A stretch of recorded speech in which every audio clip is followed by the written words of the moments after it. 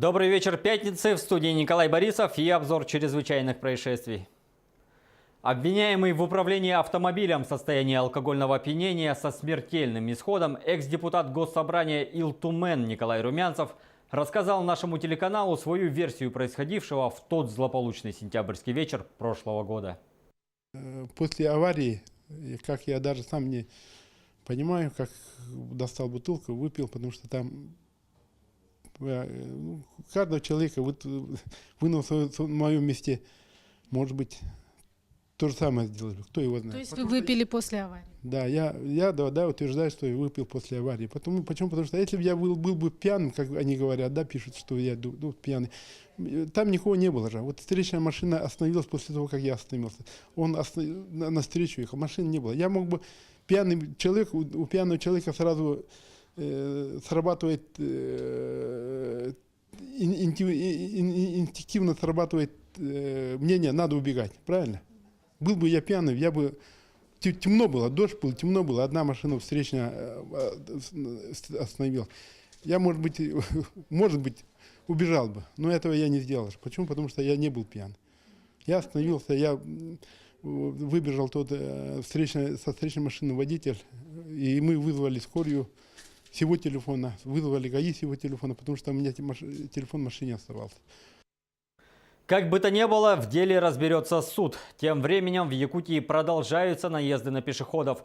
В Нейрюнгри пострадал 10-летний ребенок. Он направлялся из дома в школу. Инцидент произошел накануне в 8 утра на улице Карла Марса. За рулем автомобиля Toyota Succeed находился 70-летний водитель с 40-летним стажем вождения. Но ни это, ни то, что на рюкзаке у ребенка присутствовал светоотражающий элемент, не уберегли от происшествия. Школьник получил сотрясение мозга. Кстати, пожилой водитель дважды за этот год привлекался к административной ответственности за несоблюдение разметки и превышение скорости. На момент ДТП был трезв. На минувшей неделе в Мирнинском районе зарегистрирован очередной факт мошенничества. На этот раз у якутянина выманили более 600 тысяч рублей.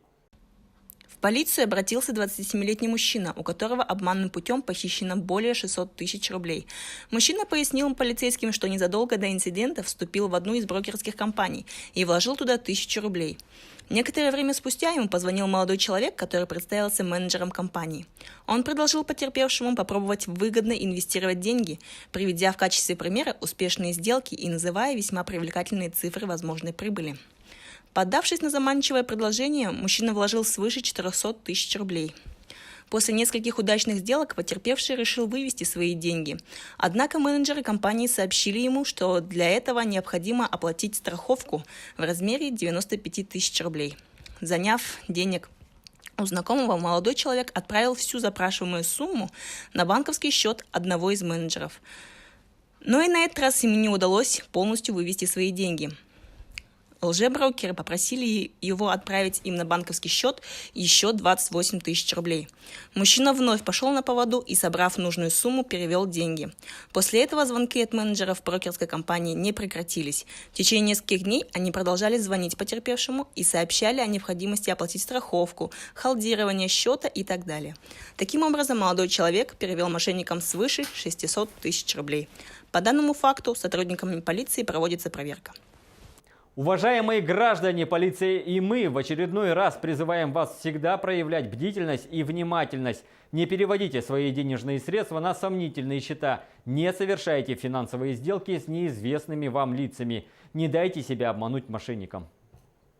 В столице республики произошло циничное нападение на 78-летнюю женщину. На место происшествия прибыл ближайший патруль ППС. Бабушка рассказала, что во дворе дома по улице Петра Алексеева на нее напал неизвестный мужчина. Он вырвал из рук пожилой женщины сумку, применив при этом физическое воздействие. В сумке находился сотовый телефон. Вскоре злоумышленника задержали, им оказался 48-летний уроженец Момского района. При обыске похищенный телефон был обнаружен и изъят. От сумки, как выяснилось, подозреваемый избавился по дороге. Возбуждено уголовное дело по статье «Грабеж».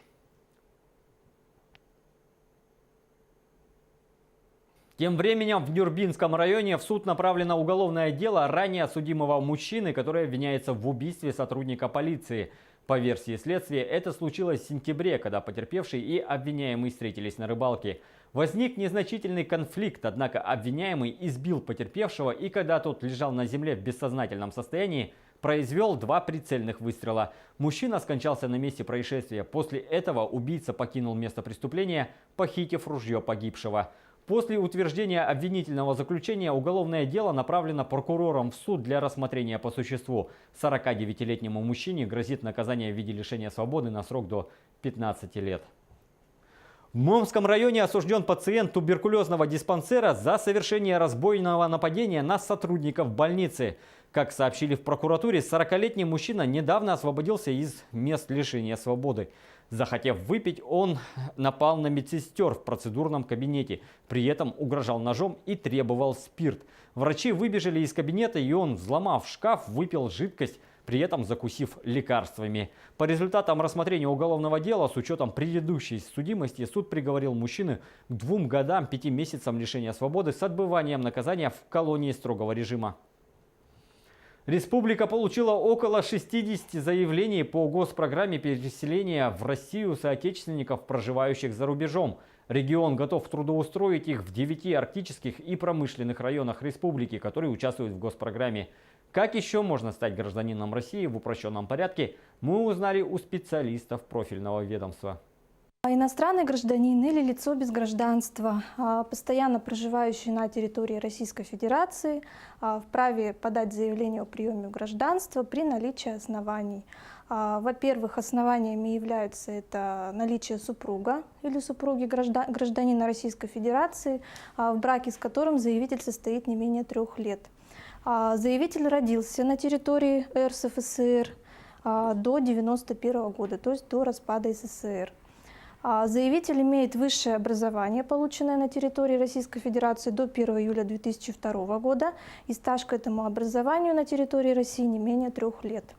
Заявитель имеет одного из родителей гражданина Российской Федерации, постоянно проживающего на территории Российской Федерации.